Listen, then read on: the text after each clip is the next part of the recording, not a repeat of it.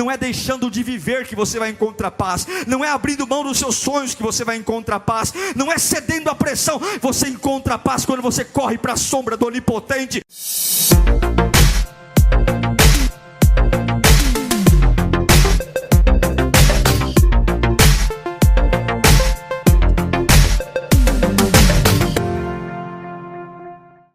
Quero compartilhar um texto com vocês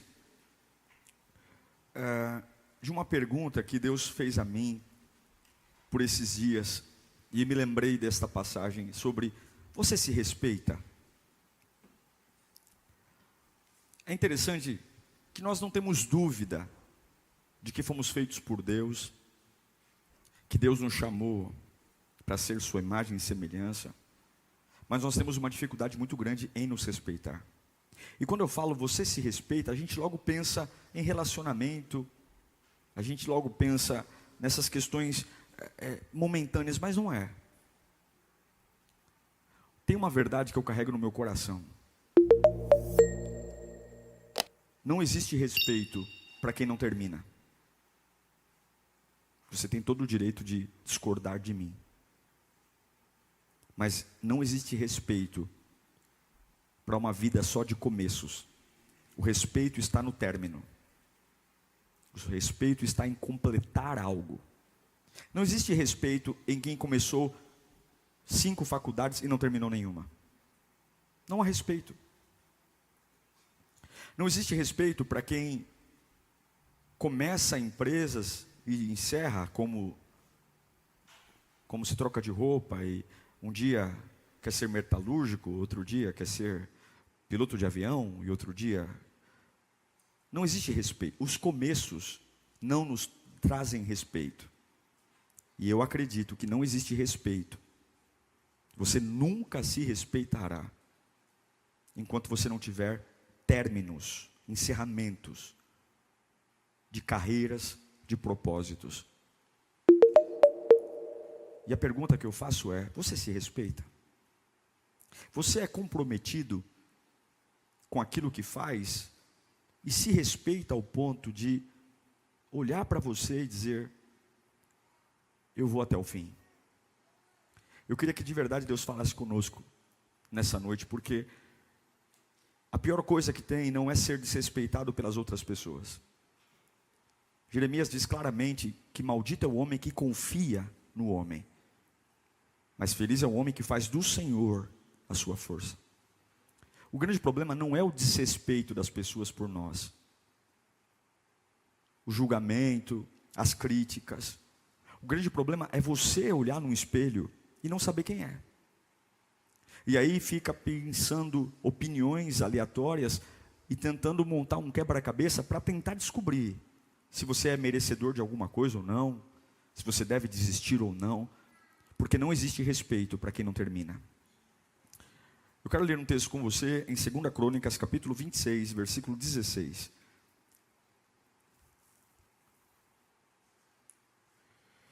Talvez o maior exemplo que vou dar aqui a vocês de uma pessoa que tinha tudo para ser um dos homens mais respeitados da história, mas se transformou numa piada, seja esse personagem de hoje aqui. A gente conhece alguns personagens importantes como Adão. Adão foi uma piada, Adão e Eva. Eles tinham tudo, eles começaram bem, eles começaram o propósito da melhor forma possível, só tinha eles e Deus, mas eles colocaram tudo em cache e destruíram, foram expulsos do jardim. Lembra de Sansão? Sim ou não? Sansão tinha tudo, ele nasceu com uma força diferenciada, ele nasceu para ser um nazireu, um homem separado, privilegiado, dotado de talentos, habilidades, mas ele não conseguiu manter aquilo que recebeu, ele não terminou o seu propósito, morreu cego, envergonhado, e por misericórdia, Deus no último momento de vida, deu-lhe uma força para que ele puxasse as correntes e derrubasse o lugar onde estava, e ali morreu. A gente se lembra do rei Saul, o primeiro rei de Israel, um homem diferenciado no aspecto de... A Bíblia diz que não havia homem mais bonito que ele. Um homem de porte, alto, bonito, inteligente, mas ao longo do tempo se perdeu também.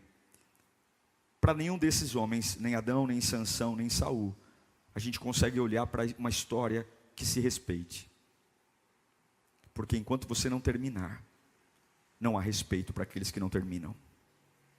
E em nome de Jesus, eu não sei o que nossos pais nos entregaram, mas nós entregaremos para os nossos filhos um legado de respeito. Primeiro, para honrar o nosso Deus, e segundo, para dizer que é o Senhor que nos sustenta. Em 2 Crônicas 26:16 diz: entretanto, depois que Uzias se tornou poderoso, o seu orgulho provocou a sua queda, e ele foi infiel ao Senhor, o seu Deus, e entrou no templo do Senhor para queimar incenso no altar de incenso. Feche os seus olhos, eu vou ser breve e que você peça ao Senhor para falar com você. Há um poder na palavra, há um poder. Eu creio que o nosso Deus fala, eu creio que o nosso Deus conhece a nossa necessidade, Ele sabe os nossos medos, coisas que a gente nem tem coragem de pronunciar. Ele sabe o nosso deitar, o nosso levantar, Ele sabe o que tem nos movido, e a única coisa que Ele precisa é ter acesso. Ó Senhor, que nós possamos ter humildade para Te ouvir nesta noite, humildade para sermos alinhados. Não há ninguém mais poderoso do que o Senhor, não há nenhuma autoridade neste mundo que tenha mais poder do que o Senhor. É o Senhor que manda, é o Senhor que domina, é o Senhor que controla, é o Senhor que põe reis e tira reis, é o Senhor que cura, é o Senhor que começa e termina. E nós queremos muito ser tratados nesta noite, Pai. Se o Senhor falar, a nossa vida muda. Se o Senhor falar, a nossa alma entende. Se o Senhor falar, os medos saem. E não dá nem para explicar como isso acontece, é simplesmente pelo ressoar da sua voz dentro de nós. Fala conosco, Pai, em nome de Jesus.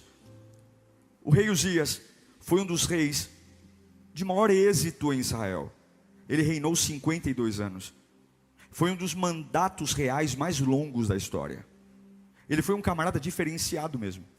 Tão diferenciado,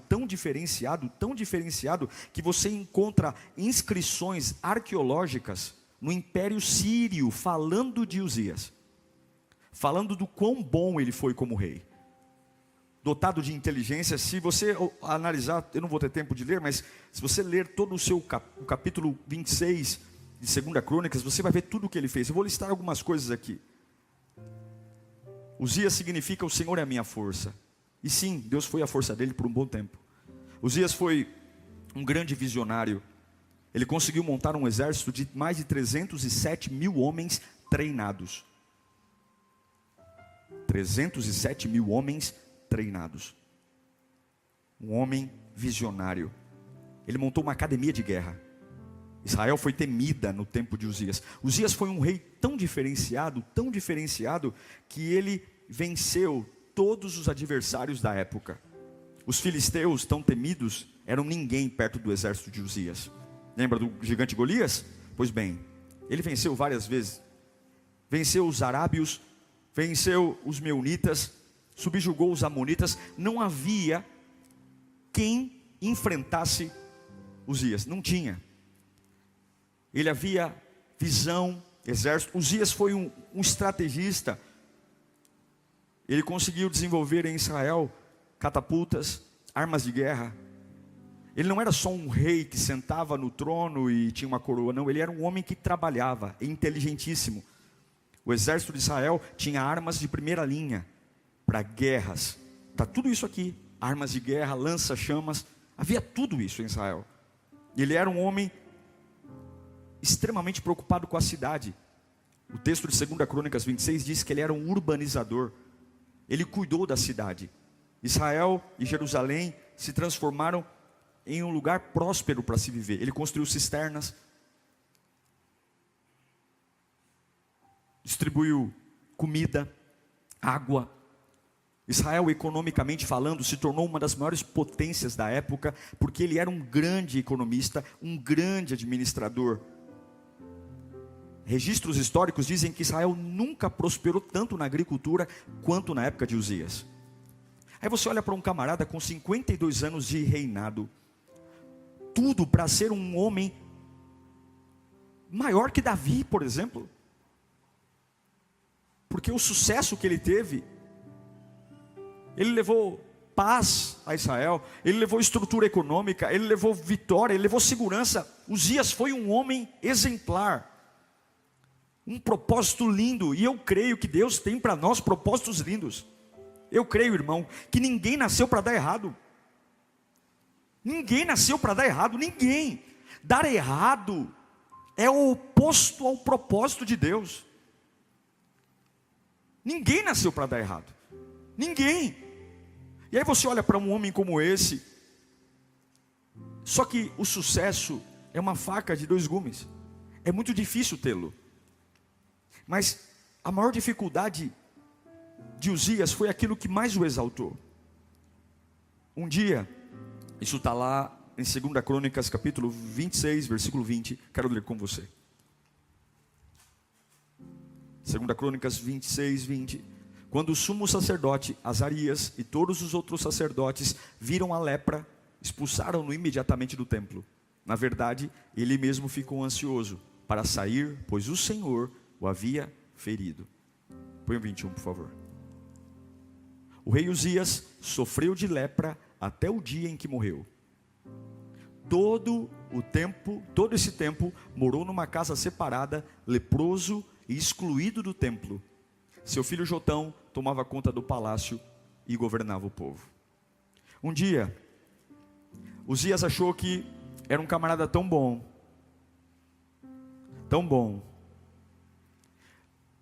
que ele se deu ao desfrute de fazer algo além das suas atribuições. Somente o sacerdote poderia entrar no templo e me oferecer a oferta. Mas ele pensou: eu sou um rei diferenciado, eu sou um homem vencedor, eu sou uma pessoa de sucesso, eu ganho todas as batalhas. E quando eu falo de sucesso aqui, irmãos, por favor, não importa a sua fase, todos nós temos fases como essa. Ele foi lá e fez o trabalho que era do sacerdote, e a Bíblia diz que Deus o feriu. Não foi o diabo, não foi Satanás, não foi demônio, Deus o feriu. E ele morreu leproso, vivo, porém longe do palácio, vivo, porém longe de sua família, e todas as suas obras. Agora tem um mas: Uzias morreu, foi um grande rei, porém morreu leproso e afastado. O que isso tem a ver comigo, pastor? Isso tem a ver que não existe respeito para Uzias. Não há respeito. Por mais que eu fique aqui pensando a história dele, dizendo que ele montou um exército de mais de 305 mil homens, por mais que eu diga a você que ele foi um grande visionário, que ele foi um camarada maravilhoso, que ele levantou Israel para um novo patamar financeiro, por mais que eu fique colocando todos os atributos dele aqui, a verdade é que ele é um homem que não há respeito, porque ele não terminou. Ele não terminou o que Deus colocou na mão dele. Ele não terminou, ele se perdeu, e ao longo do caminho ele abandonou aquilo que tinha que fazer, aquilo que o chamou para fazer. E quando nós não terminamos o que Deus coloca na nossa mão, quando nós não terminamos a carreira, e aqui eu não estou falando de facilidades ou dificuldades, mas é ser comprometido com aquilo que Deus nos deu, a gente se perde e não se respeita. Quais são as causas dos fracassos de Uzias? Está na Bíblia. Lá no versículo 16 do capítulo 26, diz que ele se tornou tão poderoso, que ele se deu ao trabalho de dizer: eu tenho uma vida confortável. Essa expressão de segurança que a gente tem, de achar que nós já chegamos a algum lugar, que temos. Uzias viveu com esse perigo de se perder, e cuidado com a falta de desafios na sua vida. A gente reclama dos problemas, mas cuidado quando você não tem desafios. Cuidado quando você não tem desafios tão grandes, que te obriguem a depender de Deus. A gente está falando sobre isso hoje. Quando você for fazer alguma coisa, nunca pense em algo que o seu dinheiro pode comprar. Nunca pense em algo que as suas forças podem aguentar, porque senão você corre o risco de fazer sem Deus. Sempre pense e dizer: Senhor, olha, eu estou entrando numa situação que é só o Senhor, é só eu e o Senhor. Porque isso vai manter seu coração humilde, vai manter você dependente de Deus. Uzias ganhou tudo, ele venceu tudo, não havia outro rei maior do que ele. O reinado mais longínquo, 52 anos de reinado. Mas ele entrou numa fase de conforto, tão confortável, que na casa de Deus, onde deveria haver temor, busca, ele foi lá e enfiou a mão na oferta que não era para ele tocar. Como é que estão os seus desafios? Eu sei que talvez você está dizendo, pô pastor, eu tenho vivido uma fase boa, minha família, meu trabalho, a igreja, graças a Deus está tudo se encaixando. Mas não entre no conforto, não abra mão do propósito, não esqueça de onde Deus te tirou, não esqueça. Uzias, ele perdeu as ambições saudáveis, Uzias perdeu a autoafirmação, Uzias perdeu os sonhos, ideais. E o homem que vive sem sonhos, uma mulher que vive sem sonhos, está perdido.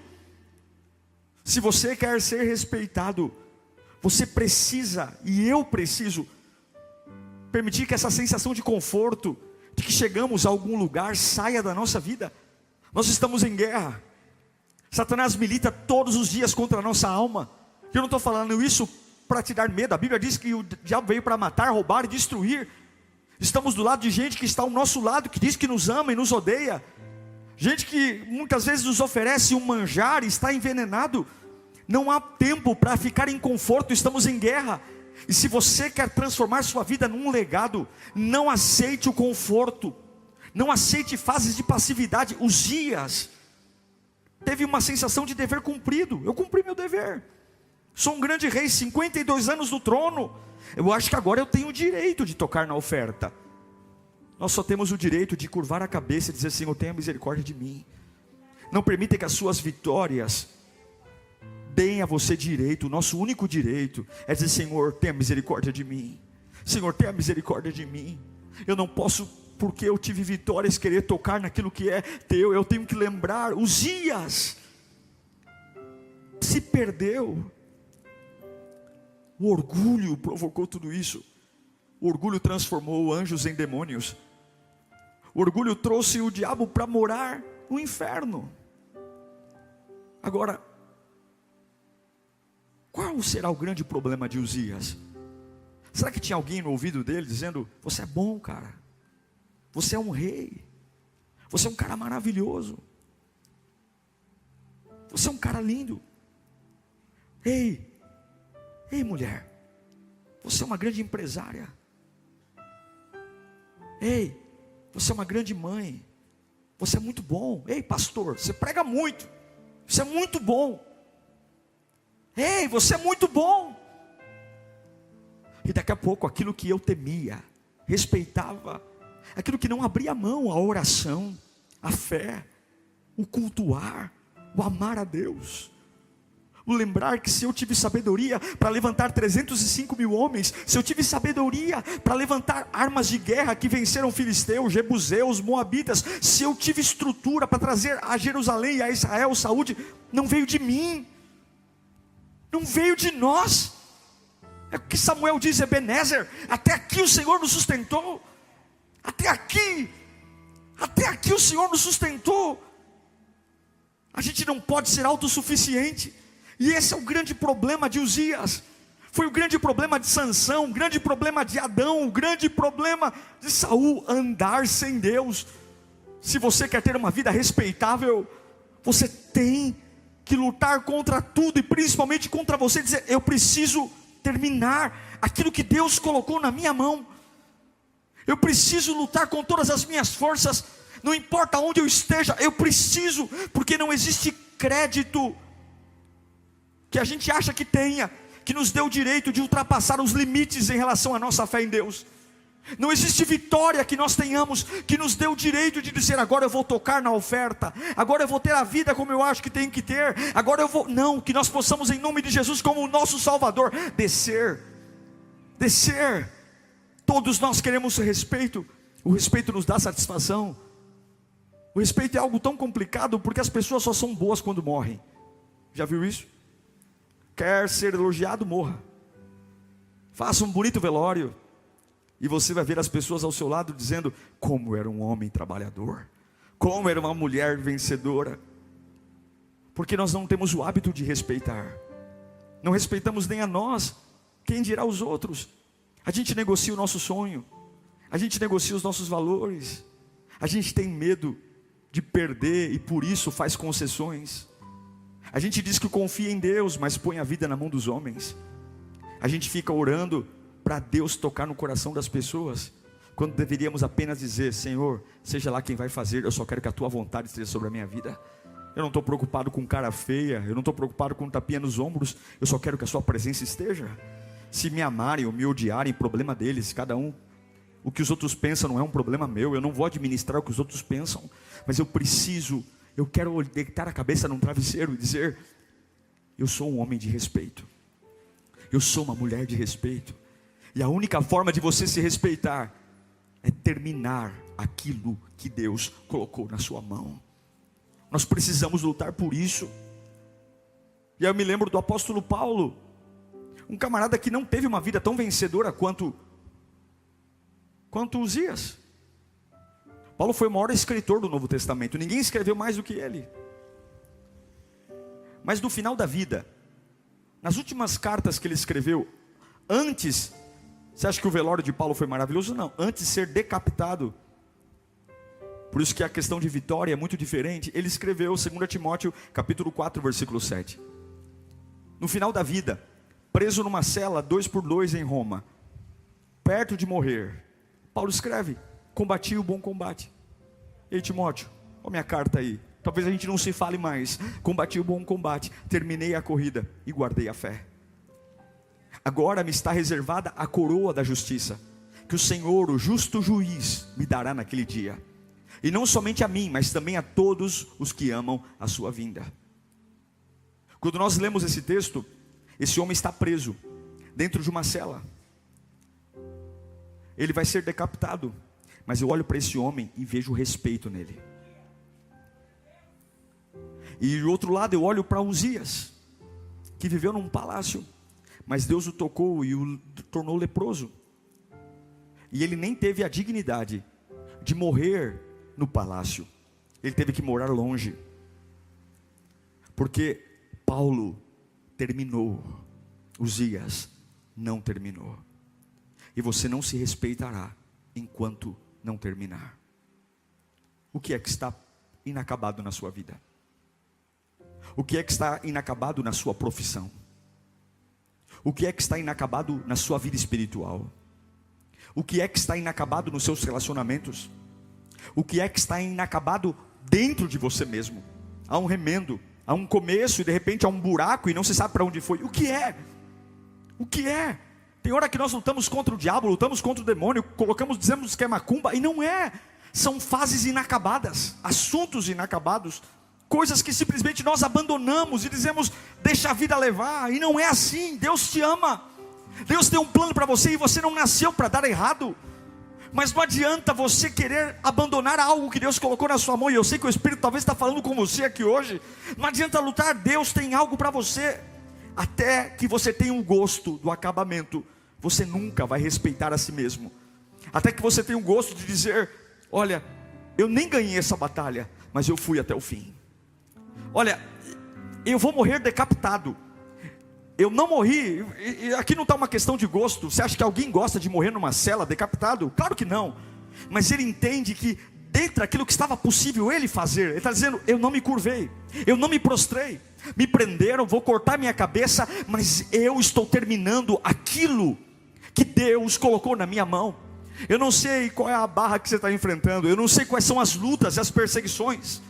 Vivemos dias de maldade, dias de muito interesse, dias de muita negociação, dias de cartas marcadas, mas o Senhor te trouxe aqui hoje para dizer: se você confiar em mim, eu te darei força para você terminar aquilo que você começou, e você vai ter o gosto do acabamento. Como é bom pegar um diploma quando você se forma na faculdade. Como é bom você pegar um diploma e você começa a lembrar dos ônibus lotados que você pegou, dos dias que você chegou em casa. Eu me lembro muitas vezes, estava tão cansado que nem banho eu tomei, revelando meu pecado. Nem banho eu tomei. Você pega e você fala: meu Deus, como é bom pagar a última parcela do boleto. É ou não é? Meu Deus, a última parcela dá vontade de fazer um quadro, dizer: eu terminei de pagar, o banco não tomou, ninguém perdeu, está aqui o último boleto está pago. Como é bom terminar, como é gostoso, irmãos, sentir o gosto do término. Como é bom, tudo é gostoso num casamento, tudo é maravilhoso, mas como é bom quando você está no dia da festa e termina, os convidados estão indo embora. O momento mais legal da minha festa de casamento foi quando os convidados foram embora. Foi o mais gostoso. Por quê? Porque eu falei: cumpri a missão. E logo depois era lua de mel, melhor ainda. Mas eu cumpri a minha missão. Todo mundo veio, todo mundo sentou, todo mundo ficou, maravilha. Porque há um prazer em terminar.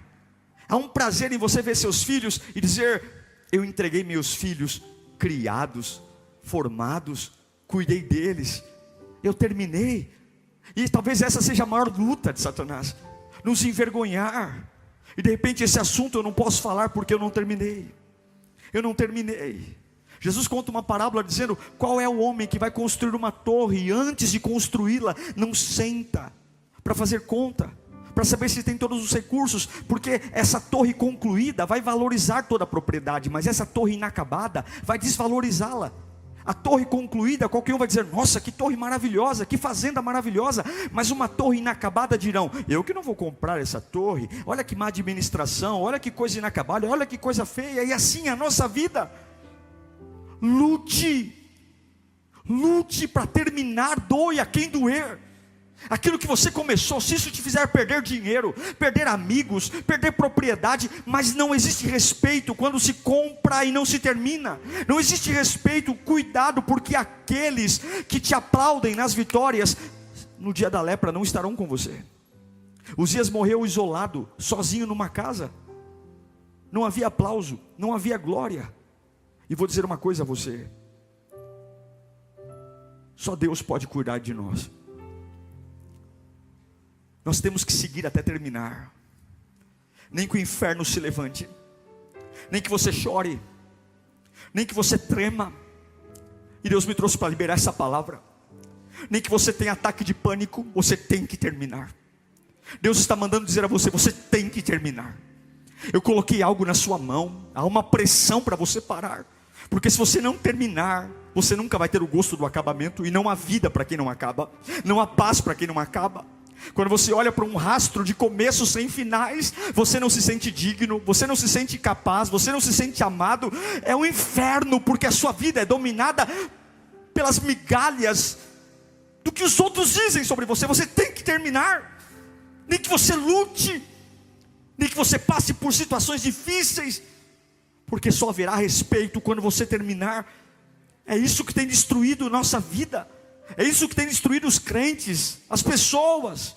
A ausência de términos, a ausência de acabamentos, a ausência de ir até o final, a ausência de dizer: não, porque pastor, mas o senhor não está entendendo o que é difícil. Me mostre alguma coisa que vale a pena que seja fácil. Me mostre algum produto que vale a pena que seja barato. Me mostre alguma coisa que dure muito tempo, que seja... Você não compra coisas boas por migalha. Tem coisa tão barata, tão barata, tão barata, que quando você compra e quebra, você tem até vergonha de mandar trocar. Sim ou não? Você fala: mas eu paguei tão barato nisso, nem vou lá. Términos não são fáceis. Términos são caros.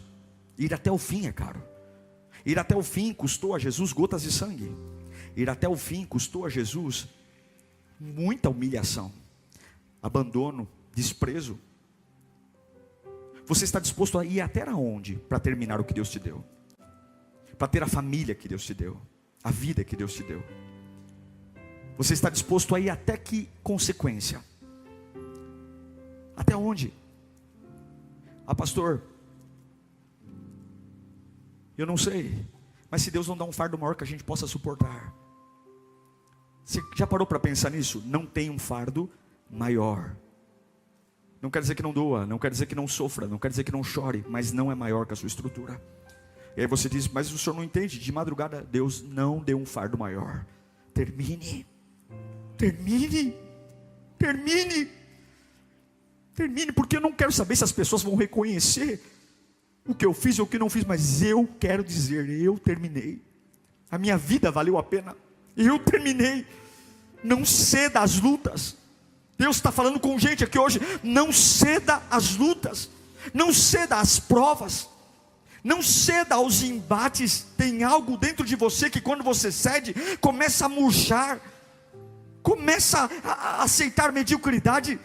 Eu amo Cantares de Salomão, porque essa é a única forma de você superar, ir até o fim, é amar a Deus. Salomão, em Cantares capítulo 8, versículo 6, Salomão diz que nem as muitas águas. Põe um 6, por favor. Ponha-me como um selo sobre o teu coração, e como um selo sobre o seu braço, pois o amor é tão forte quanto a morte, e o ciúme tão inflexível quanto a sepultura. Suas brasas são fogo ardente, são labaredas do Senhor. Nem as muitas águas conseguem apagar o amor, os rios não conseguem levá-lo na correnteza. Se alguém oferecesse todas as riquezas da sua casa para adquirir o amor, seria totalmente desprezado. O que Salomão está dizendo? Que o amor suporta todas as coisas. Ame a Deus. Pegue o que você mais ama e ame a Deus acima de tudo isso. O amor suporta tudo. O amor suporta tudo. E amor não tem como se ensinar, é uma inclinação da alma. O amor a Deus te faz superar cara feia. O amor a Deus te faz superar crises financeiras. O amor a Deus te faz superar até feridas abertas. O amor a Deus é mais ou menos o amor de uma mãe. Irmãos, uma mãe consegue encontrar o seu filho num estádio, se ele estiver chorando. Eu nunca esqueço de um testemunho de uma mãe, que o filho caiu, estava engatinhando e caiu uma viga de construção sobre a criança. A mãe olhou para aquela criança sem raciocinar, apenas com desespero, dizer: meu filho está debaixo daquela viga. Ela foi sozinha e ergueu e tirou a criança.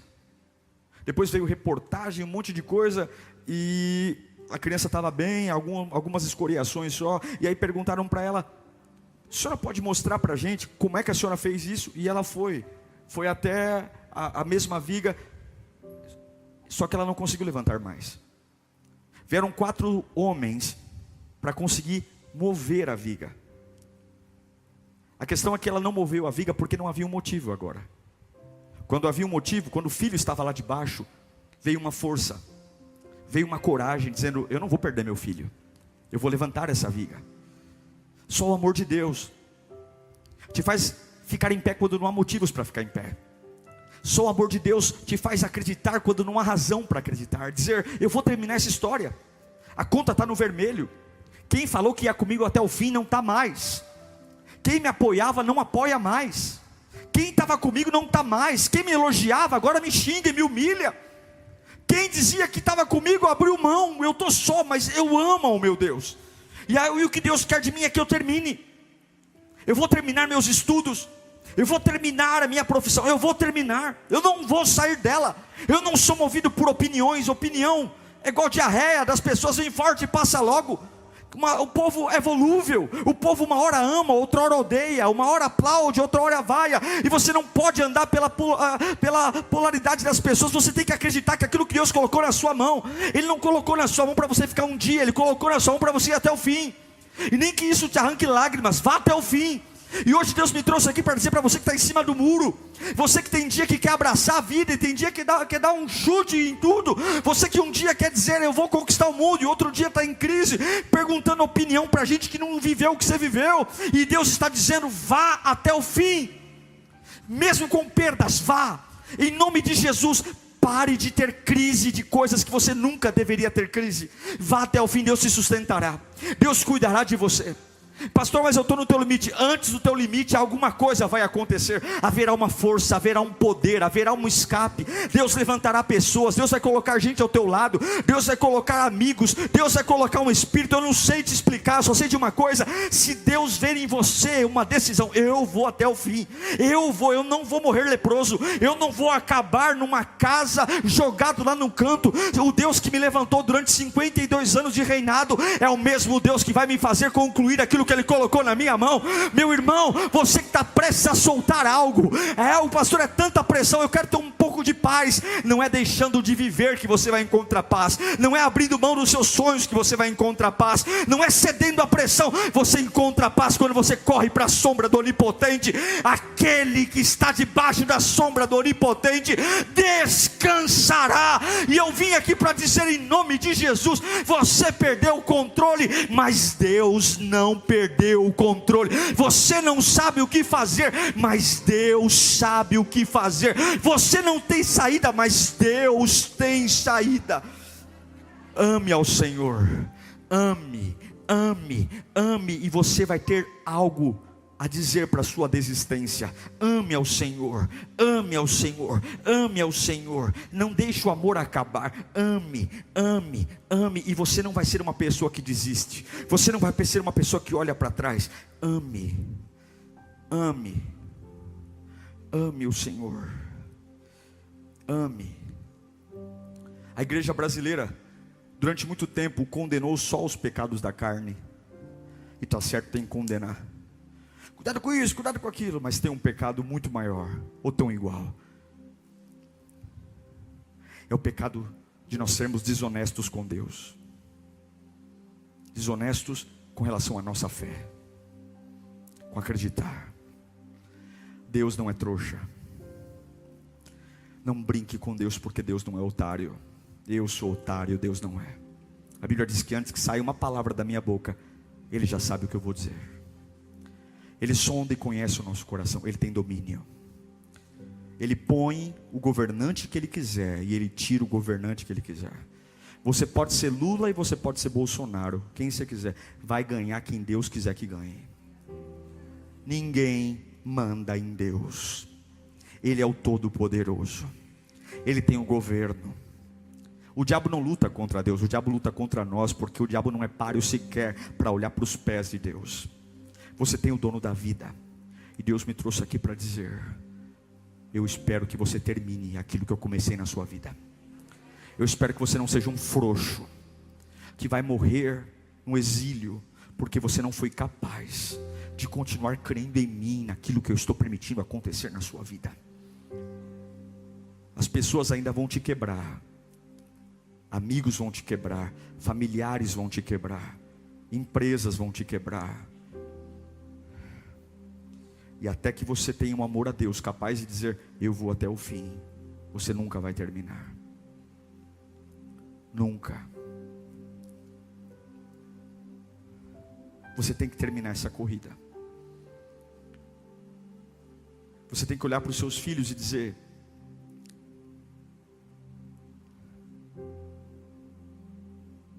não sou como o vizinho, o outro, mas filho, teu pai terminou a corrida.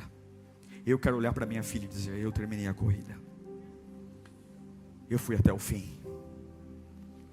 E não importa o lugar que você esteja, eu declaro que você vai ter essa sensação de gosto, de dizer: eu terminei. Não compare a sua vida, porque o sucesso para Deus é diferente do sucesso para o homem. Eu quero terminar a corrida. Se você respeitar a si mesmo, ninguém vai mexer na sua cabeça. Se você terminar a si mesmo, ninguém vai mexer nas suas emoções. Ninguém vai brincar com você. Sabe quando a gente perde o sono? É porque a gente não sabe quem a gente é. Eu amo Paulo. Combati o bom combate, terminei a corrida e guardei a fé. Como que esse homem morreu? Decapitado. Não há glória nisso, mas ele terminou. E hoje eu digo para você que Paulo foi infinitamente mais respeitado que Uzias, porque ele terminou. Lute o bom combate. Paulo diz: ó, eu lutei o bom. Se ele diz que lutou o bom combate, é porque tem o mau combate.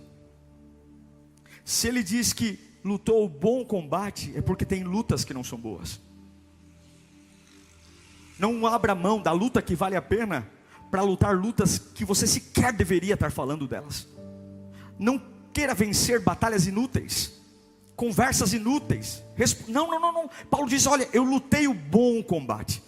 Eu lutei a luta boa, a luta que me agregou, a luta que me fortaleceu, a luta que me aproximou de Deus, a luta que me fez ser um pai melhor, um filho melhor, um empresário melhor, a luta que me fez ser um servo de Deus. Eu lutei, e as lutas que não são boas, eu dispensei todas elas. Qual é a qualidade da sua luta hoje? Se fosse para você dar uma nota, quais são as lutas? O que é luta? A luta é aquilo que nos desgasta, arranca a nossa energia, mexe com o nosso sono. Qual é a qualidade das suas lutas? É ficar se justificando para gente que sequer te respeita? É ficar brigando por mesquinharia, quando você é filho do dono do ouro e da prata? É ficar tentando batalhar por idiotices? Ou você dizer: Pai, a minha maior luta é estar na sua presença, a minha maior luta é entender o meu papel, seja o lugar que eu for, a minha maior luta é mostrar para minhas inseguranças que eu não tenho o que temer, porque o meu Deus é dono de todas as coisas. A minha maior luta é contra mim mesmo, e dizer que se o Senhor me colocar no lugar, ninguém me tira, eu não preciso puxar a sardinha de ninguém, não, é Deus. Essa é a maior luta, é dizer: eu lutei o bom combate, eu levantei da cama para lutar o bom combate. O meu maior combate é orar pela manhã, o meu maior combate é me consagrar, o meu maior combate é olhar no espelho e dizer: eis, aqui vai um servo de Deus, aqui vai um servo de Deus. Talvez não é o servo mas é o servo, eu sei, Deus faz parte da minha vida. A minha maior luta é dizer para os meus desejos: vocês só serão cumpridos se Deus quiser que eu cumpra. A minha maior luta é colocar a cabeça no travesseiro e dizer: Deus faz parte do meu dia, Deus faz parte da minha vida, Deus faz parte da minha vida. Eu construo com Ele, eu perco com Ele, eu ganho com Ele. Se for para ficar doente, eu fico doente com Ele. Se for para ganhar muito dinheiro, eu vou ganhar muito dinheiro com Ele. Se for para perder tudo, eu vou perder tudo com Ele, porque eu sei que se Deus estiver em mim, eu termino. É o que Jesus diz na cruz do Calvário, antes de morrer: está consumado. Está consumado. Ele consumou, com as mãos furadas, com os pés furados, com sede, humilhado, envergonhado. Mas depois do último suspiro, a Bíblia diz que o céu enegreceu, raios e trovões vieram, a terra tremeu. Ele foi colocado num túmulo emprestado, mas no domingo de manhã, porque aquele que termina ressuscita, aquele que termina se ergue. Num domingo pela manhã, as mulheres vão perfumar um corpo de alguém que eles acharam que não terminou, que foi envergonhado. Satanás venceu porque ele parecia um derrotado, mas quando eles chegaram no domingo de manhã, a pedra estava removida. Marta e Maria, as Marias estavam totalmente preocupadas: alguém roubou o corpo. E daqui a pouco, atrás das moitas, atrás do jardim, veio uma voz dizendo: Maria, Maria. E ela reconhece o timbre da voz dizendo: Rabone, o meu Jesus ressuscitou. E a Bíblia diz que a esse nome, a esse Jesus, foi dada uma glória que ninguém nunca antes viu. E todo joelho se dobrará, e toda língua confessará que Ele é o Senhor, porque o nosso Senhor terminou. Está consumado. E onde Ele está hoje? À destra de Deus Pai, esperando o dia que o Pai vai dizer: vá lá buscá-los. Você vai terminar. Você vai terminar. Repita comigo: eu vou terminar. Você vai terminar. Em nome de Jesus, conclua tudo o que está nas tuas mãos. Tudo. Não deixe nada sem concluir. Conclua. Lute. Pague o preço. Trabalhe mais. Durma menos. Acorde mais cedo. Foque. Largue as distrações. Quando Neemias vai construir Jerusalém, os muros, Sanbalat e Gessem manda 4 cartas: desça para conversar. E ele fala: por que parar esse grande projeto para ir conversar com vocês? Termine, até que esteja concluído. Não descanse, porque não há respeito para quem não termina. Termine sua faculdade, termine sua espírito, Senhor, eu vou ser fiel a Ti. Termine os assuntos inacabados, arrume a tudo, termine e lute a boa luta. Você perdeu o emprego é uma fase. Não termina a sua fé naquele emprego que não deu certo. Continue a boa luta, vai buscar outro. Se você se formou para ser enfermeiro, você vai ser enfermeiro. Se você se formou para ser advogado, você vai ser advogado. Não abra mão por causa de um momento. Não abra mão. O que você sonhou, o que Deus colocou na sua mão, Deus viu o sacrifício que você fez naquele começo para você jogar tudo para o alto. Deus mantenha. Você enterrou um filho: pastor, perdi um filho, mas não acabou. Termine. Deus tem uma família de honra para você. Como é que pode, pastor? Uma família de honra, se eu acabei de sepultar um filho. Eu não sei, mas nem olhos viram, nem ouvidos ouviram, nem passou pela mente humana o que Ele reservou para você. Você não entende, porque é só Ele que entende. Mas termine. Se você tinha 10 filhos e sobrou um, termine sua vida honrando esse único filho que sobrou, entregando ele ao Senhor. É o que Jó disse: o Senhor deu, o Senhor tomou, bendito seja o nome do Senhor. Morreram 10 filhos, perdeu todo o dinheiro. A mulher diz: amaldiçoa teu Deus e morre. E ele fala: você fala como uma louca. Se eu aceitei o bem de Deus, por que não aceitaria o mal? Você não precisa ser um super-herói para ninguém. Você não precisa ser um super-herói para ninguém. Mas você precisa entender que nem sempre você vai ser feliz. Nem sempre você vai ter toda a resposta. Mas você não pode abrir mão daquilo que Deus colocou na sua mão. Quantos, e aqui eu encerro, quantos morreram como Uzias, porque desistiram de algo simplesmente por estarem tristes? Quantos largaram tudo porque estavam infelizes? Deus nunca disse que a sua felicidade seria a fonte da decisão. Você pode continuar infeliz mesmo. Você pode continuar em frente triste mesmo. Mas termine. Não há respeito para aquele que não termina. Não há respeito. Jesus diz: Pai, ele está no Getsemane suando gotas de sangue. Pai, posso sair daqui? Pai, posso terminar aqui?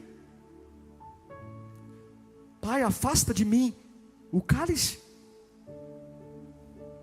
3 vezes ele tenta afastar o cálice. Será que tem alguém aqui orando, pedindo para sair?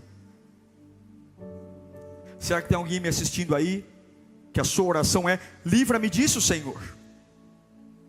Abre uma porta diferente, porque essa eu não aguento mais. Será que tem alguém que, como Jesus, se for possível, afasta esse cálice? Jesus está dizendo: Pai, eu posso desistir? E Deus diz: não. E aí o que Jesus diz? Então que não seja feita a minha vontade, mas seja feita a tua. Você só alegra o coração de Deus quando você termina. Homens vencedores terminam. Mulheres vencedoras terminam. Você vai terminar com uma família restaurada. Você vai terminar uma vida profissional digna. Você vai concluir. Você vai olhar no espelho e vai dizer: eu tenho gosto do acabamento. Eu tenho uma lembrança. E aí você vai ver que os dias sombrios, os dias de chuva, os dias de frio, só tornaram o acabamento ainda mais gostoso de lembrar. Vai pegar aquelas fotos quando você era mais magrinho e vai dizer: como valeu a pena. Eu terminei, lutei a boa luta, completei a minha carreira e guardei a minha fé. Meus netos terão algo para falar sobre mim. Meus filhos terão algo para falar sobre mim. E vão dizer: ele terminou. A minha avó faleceu com 55 anos.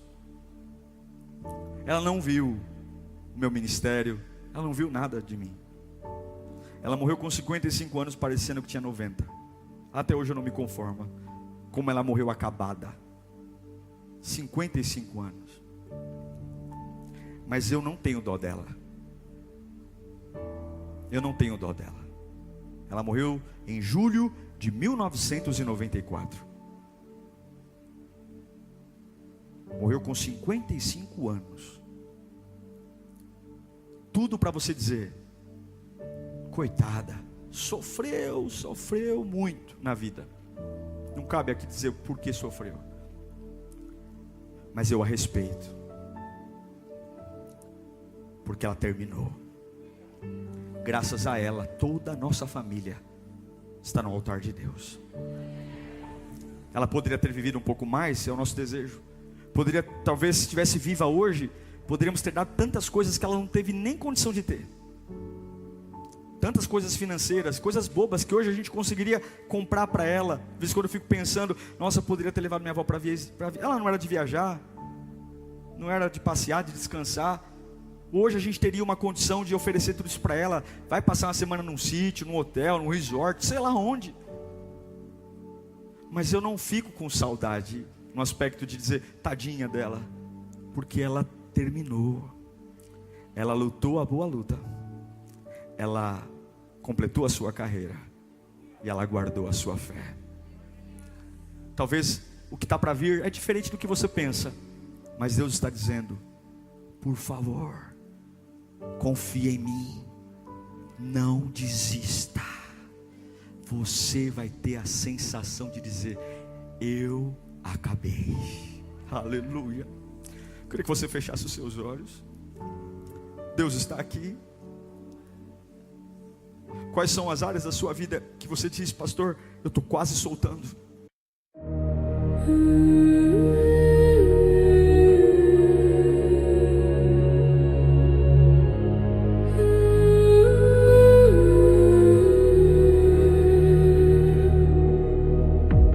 Candles flicker in the hollow night. Shadows bend beneath the fading light. Silent whispers thread the air. A fragile love lingers there. Lanterns in the abyss softly gleam, guiding lost souls through the trees, through the darkness, through the fear. A distant light feels ever near, ever near. Echoes crawl along the stone, past forgotten, walked alone. Yet in the gloom a spark survives, the heartbeat of 1,000 lives. Fog and silence intertwine.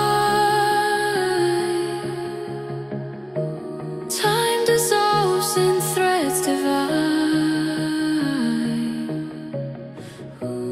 Raise your lantern, face the night. Let the shadows find the light. Lanterns in the abyss softly gleam, guiding lost souls through the trees, through the darkness, through the fear. A distant light feels ever near, ever near.